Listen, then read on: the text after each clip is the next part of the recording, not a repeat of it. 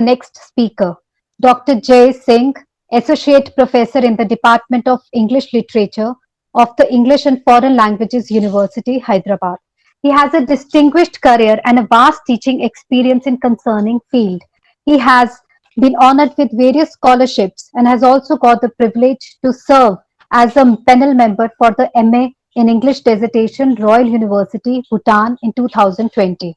He was also the principal investigator in the two projects, namely Golden Jubilee Conference and Lecture Series Grant, and another is Epics Across Asia, which was funded by the Indian and Canadian government.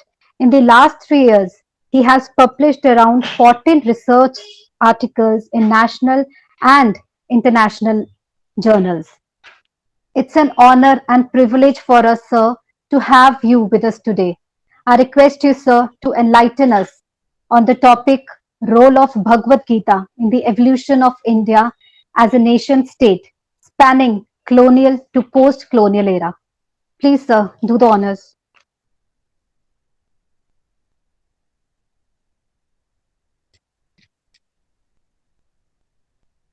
So Sir, you are kindly muted. unmute yourself. You're Yes, sir. muted. Thank you, ma'am, for the nice introduction. Before I start, may you update me how much time I have so that I can structure my talk accordingly. So 20 minutes. Okay, right now Yes, it sir. is 3:20, so I will end my talk at 3:40. Yes, sir. Yes, sir. No problem. Thank you, sir. So, dear friends, good afternoon. I feel privileged that I got an opportunity to speak before you on the topic of role of Bhagavad Gita in the evolution of India as a nation state spanning from colonial to post-colonial era. Gita, of course, has played a very vital role, and for me, it has much more significant role because I'm born in Kathal Kurukshetra area, where almost on all important places and even on unimportant places, you may find the dialogues of Gita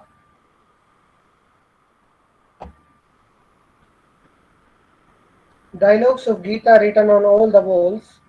Karmani dhikarasto maafleshu kadachanam yada idahi dharmasya glanirvavti abhyuttanam. All these things we can find, and I grew up reading all these things. Of course, when I was a small child, I couldn't understand, and later on, my understanding of these dialogues changed radically in one direction and then in another direction again radically and then in another direction and that again radically. And I don't think that even Ved Vyas, who wrote Gita, and of course that philosophy of Gita as well, knew or could foresee what use of Gita people will make. In some parts, you will be surprised to know, especially among the non-Brahmin caste, if an old man is on the deathbed and is not getting released, so they call one Panditji and Gita part is recited for the time till the old man dies. So I don't think that Ved Vyas could foresee this particular use of Gita. As I told you today, I'm going to speak on role of Bhagavad Gita in the evolution of India as a nation state. When we talk about nation state, of course, superstition is not outside the nation state. Superstition is very much part of the people and the nation state as well. And starting from colonial to post-colonial era. When we look at the colonial time, and again, before I start about colonial time, let me speak 2 3 lines on what are the how Gita is seen. When we talk about who has got the authority to deliver a talk on Gita, those people are generally called Gita Manishis. Who are these Gita Manishis? In most of the cases, they are the saints, they are Babas who have devoted their life to, to the act of preaching Gita. Such people were there even during the colonial time, and even after colonial time, they are still there. During the colonial time, the biggest critique of Gita did not come from the Britishers, rather, it came from the Indians themselves. Why? If all of you might have seen some kind of Gita Sar in your when you go to Kurukshetra or Haridwar, you buy a Gita Sar kind of one. There are some 10-15 points. तुम्हारा क्या तुम क्या लेकर आए थे, तुम क्या लेकर जाओगे, तुम्हारा क्या गया, तुम्हारा क्या आया, तुम्हें खाली हाथ आए थे, खाली हाथ जाना है. All that stuff is there. And मैं ही हूँ सब करने वाला, आप कुछ भी करने वाले नहीं है. भगवान बोल रहे हैं अर्जुन से, तो आप सिर्फ निमित्त मात्र हैं. I am the supreme power, आप कुछ नहीं है. अब आप अगर उस गीता सार को ले लें और आजादी से पहले के दौर में चले जाएं कि भाई सब करने वाला भगवान है, भगवान श्री कृष्ण ही सब कर रहे हैं, तो नेचुरली वो अंग्रेज लोगों को भी भगवान श्री कृष्ण ने भेजा होगा. अरे भाई, तो अंग्रेजों की क्या मजाल कि वो लोग इंग्लैंड से आ जाए इंडिया में, कहीं ना कहीं भगवान श्री कृष्ण का रोल रहा होगा, और इसीलिए वो आज भारत भूमि में है, और वो तब तक रहेंगे जब भगवान श्री कृष्ण की इच्छा रहेगी. अब जब इस चीज को प्रचारित कर दिया जाए, लोग इसको मानने लगे कि भाई मैं कर्म करने वाला नहीं हूं, मैं तो सिर्फ माध्यम हूं, परमात्मा जो करवाएगा वो मैं करता जाऊंगा. अब परमात्मा तो किसी को आकर के चिट्ठी लिखेगा नहीं कि भाई आप ये काम करो. तो नेचुरल सी बात है, जो रूलिंग फोर्सेस चाहेगी मैं वही करूंगा. अब जब वही मैं करूंगा तो रूलिंग फोर्सेस के खिलाफ मेरा कोई प्रतिरोध हो नहीं सकता, और अगर कोई प्रतिरोध हो नहीं सकता तो यकीन मानिए आजादी की लड़ाई हो ही नहीं सकती. अब इन परिस्थितियों में हमारे सामने बड़े सारे विद्वान आते हैं जो गुलामी के दिनों में थे. उन्होंने अपने अपने तरीके से गीता को रीइंटरप्रेट किया, उसे जो बहुत ही पैसिव लोग थे उनसे बाहर निकाला. गीता के अंदर उन्होंने एक्टिविज्म को इन्फ्यूज किया. जो गीता के ऊपर कमेंट्रीज लिखी गई उसमें बताया गया कि गीता जो है वो डिवोशन की किताब नहीं है, गीता जो है वो एक्शन की किताब है. अब जब हम इस तरह के जो राष्ट्रवादी हमारे सामने आते हैं, उनकी लिस्ट हम देखते हैं, तो हमारे सामने नाम आता है तो Dayanand Saraswati. Dayanand Saraswati is the founder of militant Arya Samaj. He refused to recognize the authority of Gita and limited the scriptural sources of his movement to the Vedas. He interpreted that Gita is not part of the knowledge system, so it is better if we do away with Gita and we just confine ourselves to Vedas. He therefore weakened the theoretical appeal of his dynamic reform program. Vivekananda tended to support the viewpoint of Shankara, although he repeatedly stressed the sheer necessity of action for almost all Indians of this day and age. अब विवेकानंद भी थोड़ा बहुत शंकर की philosophy में विश्वास रखते हैं, लेकिन वो एक्शन की भी बात उस टाइम में कर रहे हैं. He held that for the views of Vivekananda says that Renunciation is good only for those rare chosen ones who might qualify for moksha. For others, action is the most important thing. For all others should engage in action since their proper goal is dharma or duty. So dharma is interpreted as a duty. Aurobindo Ghosh, another big name, gave more scholarly attention to Gita than any other contemporary leader with the action of Bal Gangadhar Tilak himself. Ramanuja, like Ramanuja, Ghosh places devotion at the top of the three paths of conduct, but insists that Gita stands as a thorough synthesis of devotion with knowledge and action. So Ramanuja interprets Gita as a book of devotion. He interprets devotion in an activistic way, performing action in the spirit of self offering. Unlike Shankara, he sees action as both a preparation and a final means of liberation. In contrast to Tilak, he says that although Gita prefers action to inaction, it does not rule out the renunciation of work, but accepts it as one of the ways to the divine.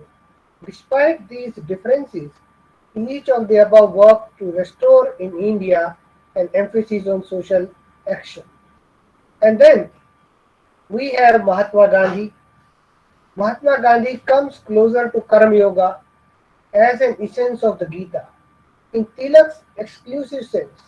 So Mahatma Gandhi follows the idea of Tilak. Tilak's idea of Gita I will discuss little later. Action on yajna is necessary for all persons. Moksha must be achieved in our time by bodily activity for the service of mankind. Although Gandhi differed sharply with Tilak and others as to the Gita attitude towards violence, the problem of violence versus non-violence is incidental to the main problem of action versus non-action. In this latter aspect, Gandhi and Tilak approach agreement despite the fact that they see the Gita in different settings. Tilak was correct in insisting that the doctrine of action is an ancient one in India, that European energism is not the only theoretical foundation available for the leadership in the new India. None went so far so consistently as Bal Gangadhar Tilak in using Gita as the philosophical basis of action. He wrote Gita Rahasya. And when we talk about how we see God, how we see religion, how we see all these supernatural things, is very important to understand the idea of justice. No society can survive without having a very comprehensive idea of justice. And all these things, whether it is Gita or Mahabharata or Ramayana, they have some kind of justice system. If we look at Gita as a text preached by Krishna, Krishna is outside. And Krishna wants devotion. Krishna says, listen to me. I am the person who is performing it. But if we see Krishna as the conscience of Arjuna himself, we are accountable to ourselves. Then the entire meaning of Gita changes. If Krishna is some superhuman being or just super being outside, then we wait for some superpower to come and help us. But when we look at Krishna as part of our own self, then we fight against injustice. And historically, Indian In India, religious people have hardly fought against injustice. The reason is simple, they always wait for some supernatural power to fight. And when I say religious minded people, I'm not talking about the people who are part of religion and who fight. So there is another group of people who have all these religious places. They have lots of assets and all that, and there are people who keep fighting in the name of religion. I am talking about really religious people, religious minded people. So if Gita has some kind of sense of justice, then it has to be reinterpreted. And how it has to be reinterpreted during the colonial time and after the colonial time when we got independence in the post-independence era. No nation can survive for long if it loses the sense of justice.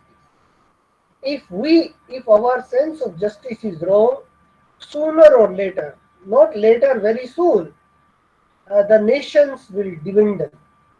So first we will come to the colonial period when uh, Bal Gangadhar Tilak wrote his uh, Gita Rahasya. So the main aim before him was to combat the hold of Western ideologies on Eastern thinking, on Indian thinking.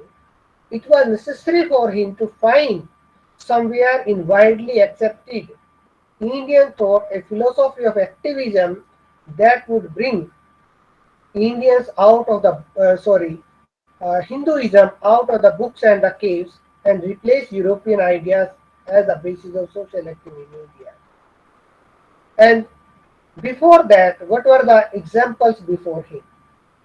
The examples before him were the orthodox commentary of Shankara that declared renunciation of action to be the ultimate truth of Gita. Then Ramanujan's classical Vishishta Advaita commentary has stressed bhakti or devotion as the central theme. And third major commentary, Dvaita of Madhva, was no better from the activist point of view. Further, the Gita, even its apparent advocacy of violent action, in the case of a warrior Arjuna, seemingly based its reasoning upon the concept of Kshatriya caste duty. If a philosophy of resisting action were to be effected in the British India, it would have to be applicable to the conduct of all Indians and not restricted to a relatively small warrior caste. Now, Arjuna is performing his duty, but the duty is the duty of the caste. Now, in a country like India, where everything is determined by caste, even gender, you are a woman, you cannot be a warrior. You are a lower caste, you cannot be a warrior. Now, as per the religious dictate of Gita, so Gita is religious and secular at the same time. As per the religious dictate of Gita, only Kshatriyas have the right to fight against the Britishers. And they have already joined the British Indian Army. Then who will fight? Then people who are not Kshatriyas, who are not men, they have to be recruited to fight against Gita. That is why in his Gita Rahasya, Lokmanya Tilak attempts to prove two contestations. First, that the Gita advocates primarily a philosophy of action rather than renunciation. Secondly, that social or political action is the duty of all citizens when the nation is threatened by internal decay or external oppression. The argument of Gita Rahasya is directly applied to the former contention and the only incidentally to the later. I will end my talk in just 1 minute, as I promised 3:40. The Lokmanya's immediate problem is the orthodox and widely accepted position of Shankara that the Gita expounds renunciation of the action as the highest truth. Thus, in, and in his Gita Rahasya, he is fighting against the already existing interpretation of Gita, and in 2022, again, we have the same problem. There is a huge group of people whose main business is retelling Gita to cultivate the soul of people as per the norms of their own cult. As the conscious reader, as the conscious citizens, it is our duty to understand Gita in our own context, according to our own time, according to our own needs. So, thank you.